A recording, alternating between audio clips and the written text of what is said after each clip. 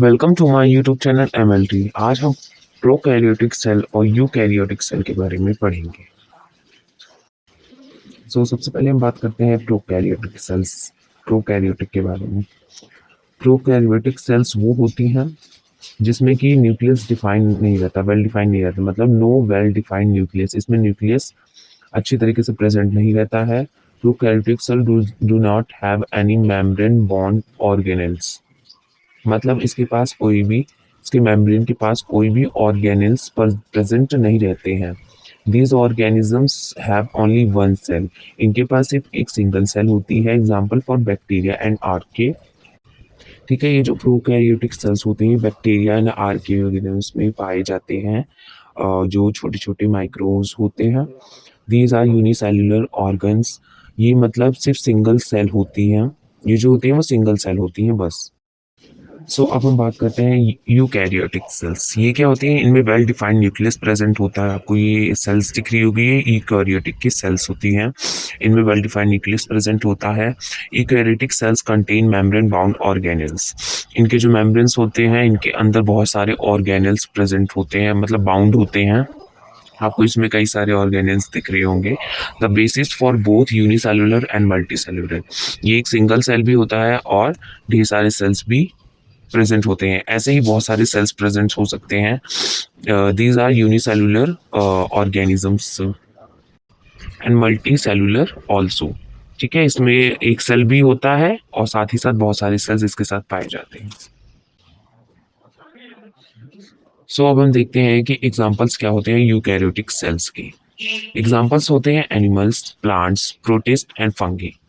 ये 4 तरीके के एग्जांपल्स हैं इसमें, जिनमें कि यूकैरियोटिक सेल्स पाए जाते हैं। जो प्रोटिस्ट होता है वो फर्दर 3 पार्ट्स में डिवाइडेड होके बना है। पहला है प्रोटोजोआ, दूसरा है एल्गी, दूसरा है स्लाइम मोल्ड्स, वाटर मोल्ड्स। जो प्रोटोजोआ हो एनिमल लाइक प्रोटिस्ट है, जो एल्गी है वो प्लांट्स लाइक प्रोटिस्ट है, एंड जो स्लाइम मोल्ड्स, वाटर मोल्ड्स होते हैं ये फंगस लाइक प्रोटिस्ट होते हैं। हम डिस्कस करते हैं कि कौन से डिफरेंसेस होते हैं इन दोनों के बीच। ठीक है, तो प्रोकैरियोटिक और यूकैरियोटिक। इनमें प्रोकैरियोटिक में होता है वेल डिफाइंड न्यूक्लियस प्रेजेंट नहीं होता। आपको डायग्राम में दिख रहा होगा, ये दोनों यूकैरियोटिक और प्रोकैरियोटिक की सेल्स हैं। प्रोकैरियोटिक में न्यूक्लियस प्रेजेंट नहीं होता है और यूकैरियोटिक में न्यूक्लियस प्रेजेंट होता है, जो कि एनिमल्स, प्लांट्स, प्रोटिस्ट और फंगी होते हैं। प्रोकैरियोटिक एग्जांपल्स होते हैं जैसे बैक्टीरिया एंड आर्के। ये जो प्रोकैरियोटिक होते हैं इनमें मेम्ब्रेन बाउंड ऑर्गेनेल्स नहीं प्रेजेंट होते, और जो यूकैरियोटिक है इनमें मेम्ब्रेन बाउंड ऑर्गेनेल्स प्रेजेंट होते हैं।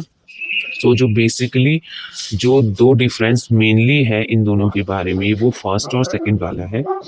दूसरा ये अनडेवलप्ड होते हैं और जो यूकैरियोटिक होते हैं वो डेवलप्ड सेल्स होती हैं।